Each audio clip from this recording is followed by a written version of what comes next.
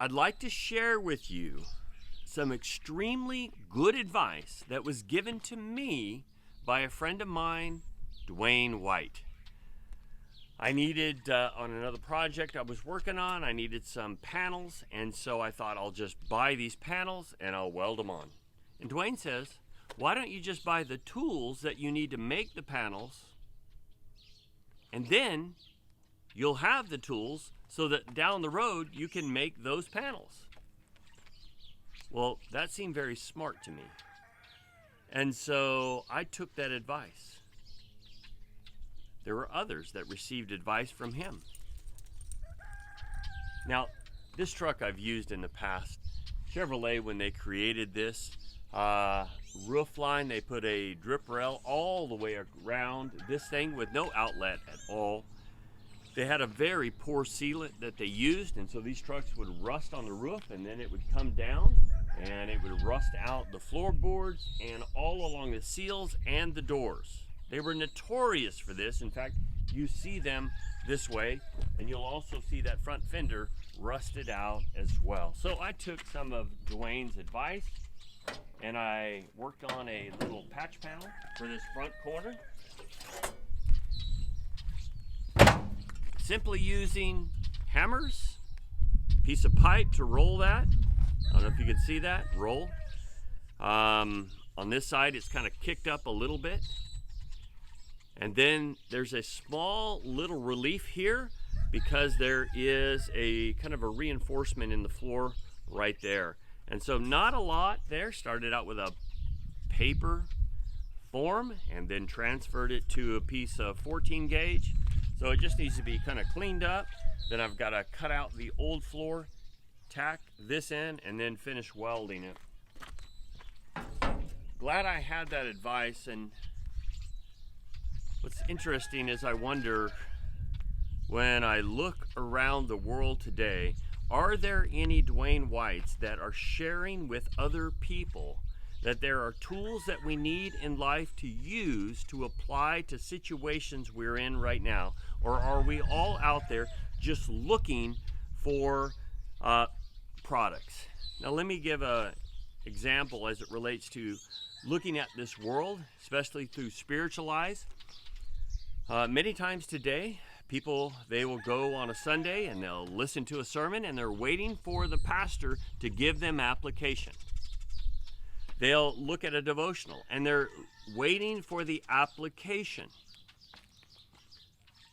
Do you realize that most often, if we've spent any amount of time around church or we've done any Bible studies, that we've actually been given tools that we can use? Now, the tools that I used, I mentioned, were just hammers, a piece of pipe. It was simple.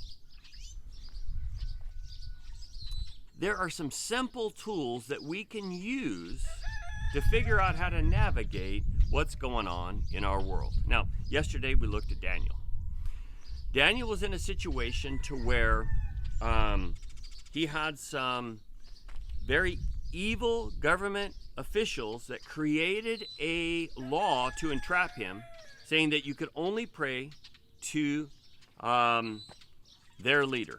And so he obeyed God rather than man. Now what's interesting is the leader, he had no ill feelings at all towards Daniel. It was just these corrupt individuals. Now I have heard people say that, and we mentioned this yesterday, with Romans 13, people say, you have got to obey the government regardless.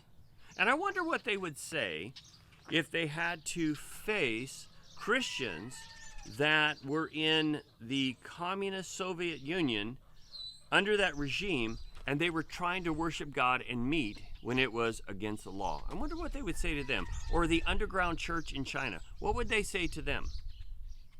Would they say, you need to quit meeting? You need to not worship God? Is that what they would say? Or would they actually take the tools that are in the Word of God? Now, I think we need to look on the other side of the fence. Because we're always asking the question, what is it that we should do? But in the Word of God, God is very clear that the king is to write out the Word of God annually. Why? because he is to take the word of God and implement it in his ruling. God puts these individuals in place, and I'm going to tell you that they're going to answer for what they do. And the idea of writing this out is the idea that it becomes a part of who you are. And so it goes in through your mind and out through your hand, and it becomes a way to where you get it in your subconscious, to where it becomes a part of how you rule over the land. Well, you see that a lot of rulers don't do this.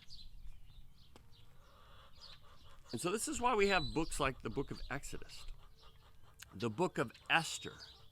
This is why we see Nehemiah. These kind of books help us and give us the tools that we need to navigate through these time periods. This is why in history you have individuals like the Black Robe Regiment during the Revolution here in America. This is why you can see that these tools that God has given us, as simple as they may be, can really hammer out something that creates a problem. So instead of allowing everyone else to determine what you should do, maybe you should spend some time really hammering out a solution. And it's got to be something that you're very convicted on. So if you continue to read in Daniel chapter 6, what you're going to find is that you're going to find that Daniel, he continues to pray. And yes, there's some consequences.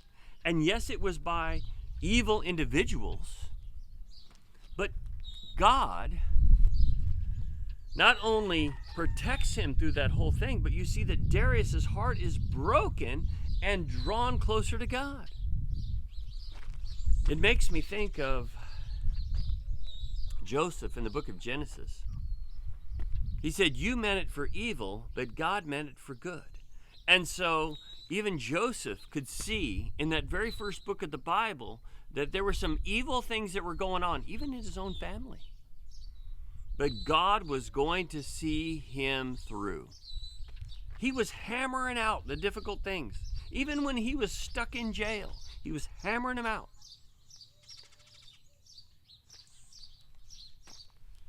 I wonder what Dwayne White would tell us today. I wonder what he would say to us.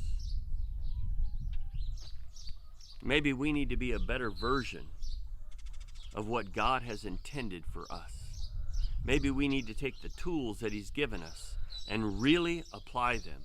Maybe it's time that we mature in the Word of God for the season that's ahead.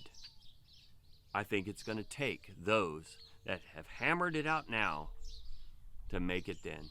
These are just some things I'm trying to express to you today, and I'd like you to just really think about Daniel and his situation. I know this is a spillover from yesterday, but these things are very important, and they are definitely things that we are discussing amongst one another today. And what if you could be a Dwayne White in someone else's life and really challenge them to use the tools that have been given us to bring application in the world we live in today? May God bless you. Thank you so much for tuning into these things, and I appreciate your comments. Some of you text me and call me, and I'm thankful for that. God bless.